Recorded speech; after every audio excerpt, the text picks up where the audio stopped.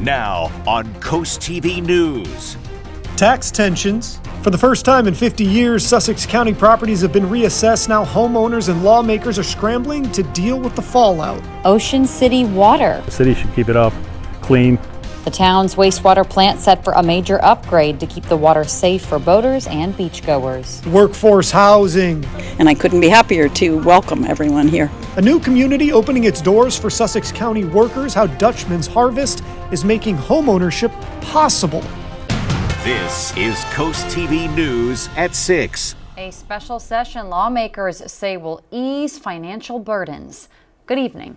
I'm Madeline Overturf. And I'm Charlie Sakaitis. Welcome to our News at 6. We begin tonight with House bills targeting tax bills. A special session is taking place in Dover to address rising property taxes across the state. People in Delaware, especially in Newcastle and Sussex counties, say their property taxes have increased significantly, with some seeing hikes of more than 400%. For a little history, a 2018 lawsuit required counties to reassess property values for the first time in more than 40 years. Lawmakers plan to vote on 7 bills today, 4 in the Senate, 3 in the House. Some bills outline payment plans for those with much higher taxes. Another would guarantee direct refunds to people who successfully appeal their assessments.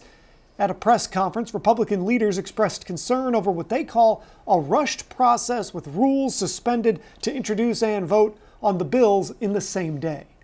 We're not moving heaven and earth, but what we are doing, payment plans are going to make a difference. The cash refunds are going to make a difference. The split rates will make a difference. And as we go forward, we want to see how we can even lower the pay-in threshold. Houses in Sussex County were just reassessed for the first time since 1974. That's actually 50 years. And that's a topic that Coast TV reporter Emma Aiken has been covering, and she's live in Milton. And Emma, the county is now mailing property bills with those reassessed rates. Betty, people are seeing a wide variety of results on their bills. The county says some are going up, some are going down, and some just aren't changing at all. So let's explain why. For this story, we're focusing on the Cape Henlopen School District, houses in that area. Both Cape and Sussex County government have committed to remaining revenue neutral, so they don't want to get any more money than they got last year. But because housing values have changed a lot after this new reassessment, the distribution of taxes varies greatly property to property. One Lewis homeowner we spoke with says it's worth helping the local public schools. If they haven't done it in 50 years, there's no way anybody's going to pay for the schools. And there are so many people moving in to work, younger people with younger kids. And since I've been here, they've probably built 3 middle schools to, redid the high school twice or 3 times and built a middle school. So it doesn't come for free. So again, in short, because property values went up so much in some areas, in order to remain revenue neutral, lower priced homes in those same areas had to go down. And there is a property tax calculator on Sussex County website. Back to you guys. And speaking of that calculator, Sussex County has rolled that out. Parcel-specific property tax calculator. It helps property owners better understand their upcoming tax bills. The tool uses each property's actual assessed value and tax rates set by the county and local school districts. Then the calculator even creates a comparison of these taxes from previous years. And for more information about that tax calculator, you can read our article on CoastTV.com. All of this brings us to our Coast TV poll, in which we want to know which property reassessment bill would help you the most. We're talking about 2 ones the House is debating tonight. Let's take a look at the screen so far and we'll talk you through it. So HB 240 would allow people who successfully proved that they were overassessed to get an automatic refund if it's over a $50 difference. That's getting 90% of our vote right now. The other bill we are asking you about, 241, is about payment plans for those with those much higher taxes and having options to pay that in increments. Only 10% of our viewers right now say that would help them the most, but this is only the second time we put this poll out there. Yeah, those numbers might change throughout the evening. You can go vote right now on CoastTV.com or use our Coast TV mobile app. There is a new voice representing District 20. Alana Berry is the newest state legislator in the Delaware General Assembly. In a speech in the House chamber, Berry said she's excited to hit the ground running as her first day coincides with that special session. She named education and public safety as her top priorities, and you're going to hear much more from Berry tonight on Coast TV News at 11.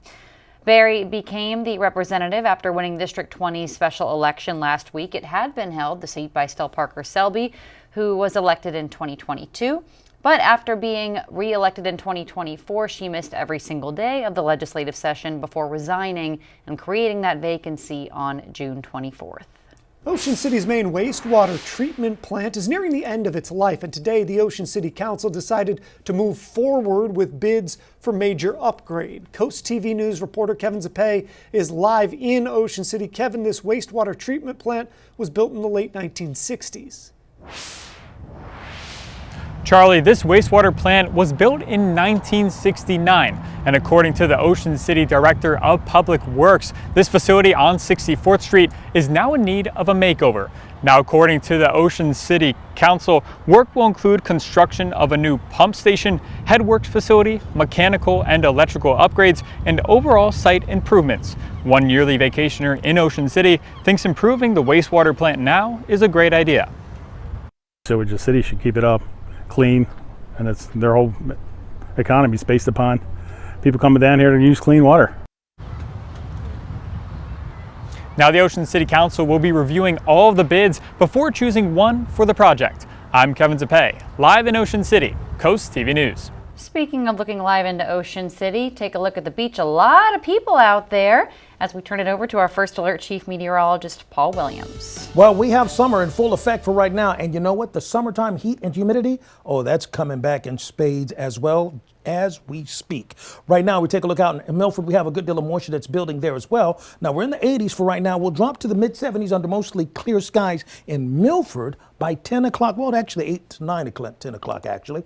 We have a temperature of 84 in Georgetown, 79 right now in Salisbury. The winds are now pushing out of the south. That's going to add a little layer or an extra layer of moisture on top of the heat and humidity we already have in place, which is close to the norm for this time of the year. But with that flow headed for Wednesday, we have reinforcing flow out of the south, and then it'll be pushing out of the southwest. Now that southwest turn of the winds right here, that's going to usher in whatever heat we have coming out of the southwest, coming out of the deep south. That's going to add an extra layer of heat and humidity in place. We have a trough that was over our area, popping up a little brief spot shower, but even that spot shower over Seaford has now dissipated. Here's our expectation for this evening. We're looking for 80 degrees by 8 o'clock, 74 by midnight, mostly clear skies, and then after midnight, the moisture builds back in, and we have cloud cover that will bulk back in as we go into the rest of the overnight period, and the winds shifting out of the south, relatively light. Coming up, more on the heat and humidity coming up. Till then, back to you. All right, Paul. Thank you. New tonight, the U.S. Army Corps of Engineers are awarding an almost $10 million contract to dredge the Lewis-Rehoboth Canal, from Freeman Highway specifically to the entrance of the canal at Rehoboth Bay. 90,000 cubic yards of sand will be dredged. That work is scheduled to start October 2026, but it could start as early as October of this year. Delaware State Police arrested a 53-year-old named Andre Mullen for felony drug charges following a search warrant yesterday in Ellendale. The area on your screen now is where police say this happened on South Old State Road. DSP says they found over 44 grams of crack cocaine, 15.7 grams of powder cocaine, and $793 in suspected drug proceeds. Delaware State Police have arrested a 19-year-old from Virginia in Frankfort.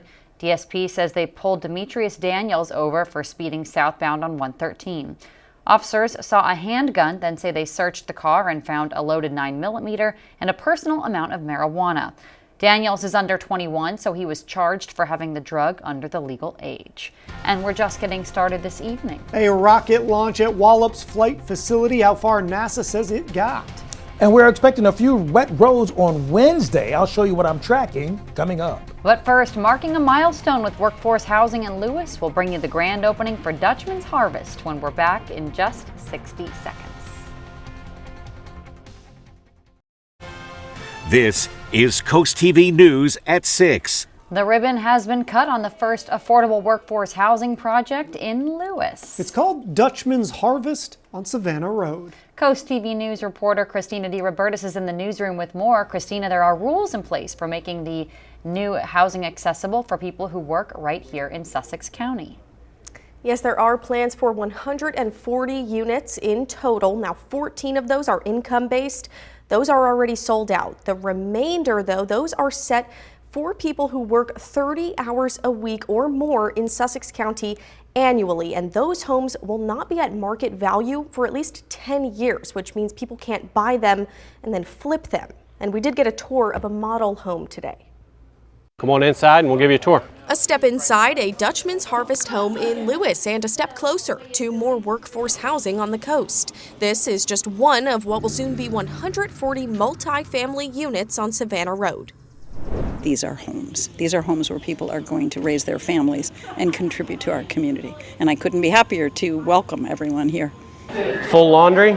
According to Ocean Atlantic President Tom Tipton, to qualify, someone looking to buy or rent a home here has to work at least 30 hours a week in Sussex County annually.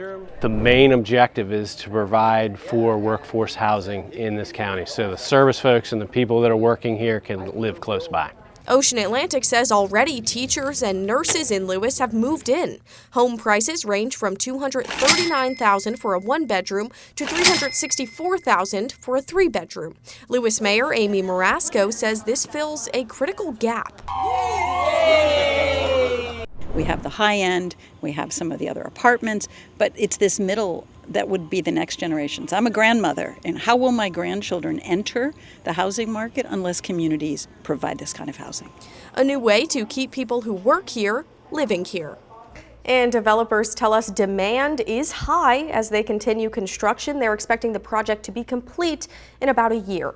Back to you guys. Here's a look at your golf forecast. Listen, as you're lining things up, it's not going to be perfect, but you know what? It's going to be pretty good. 87 with a little morning fog, sun and clouds.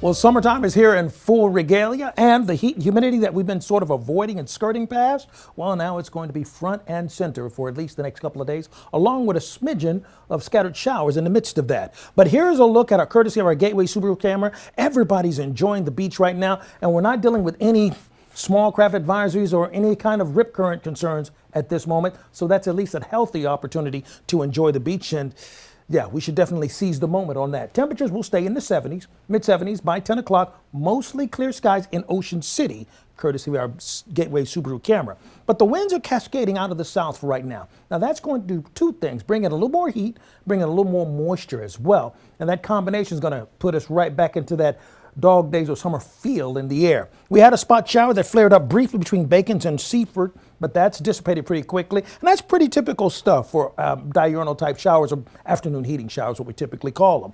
Now, we are mainly clear throughout the mid-Atlantic. High pressure just to our south is keeping what rain that's happening and stormy weather that's in the Carolinas. That's keeping it to our south and will remain to our south because this is acting as a big blocking, a roadblock, so to speak, not allowing that. Tropical storm Aaron not escaping our eye. Just keeping a close eye on it. This over here is Africa. We're out in the middle of the ocean here, and we're looking forward to develop over the next few days. Now, right now, it's still a tropical storm. By Wednesday, 2 o'clock, still a very strong tropical storm, 50-mile-per-hour winds. We're expecting to eventually evolve into a Category 3 hurricane north of San Juan. Now, even with that being the case, as a Category 3, which is a pretty major storm, it's still going to be 1,000 miles away from us.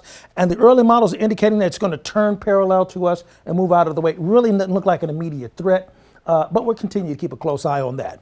Here is our expectations for tomorrow, closer to home. We're looking at lunchtime, scattered showers and thunderstorms to flare up because here comes the heat. Humidity rises, sticky, tropical moisture is going to build in for us. It's going to be hot. You see, we're going to be well into the 80s really everywhere, especially with the winds coming out of the south. That'll add an extra layer of moisture that'll help kick off a chance of scattered showers. Then we talk about the heat. Guess what we're talking about, folks? It's back. 90 to 95 for the heat index or the real feel on Wednesday. And then we clock a 97 in Shelbyville, 96 in Berlin and Delmar for Thursday afternoon. And be honest, Friday afternoon is going to be pretty muggy as well. And we're watching out for a chance of rain. 37% chance of rain on Wednesday, 24% chance of rain on Thursday. Here's how that plays out. Wednesday at 3 o'clock between Millsboro, Long Neck, Milton, and Shelbyville. Right in this area in the center part of the county.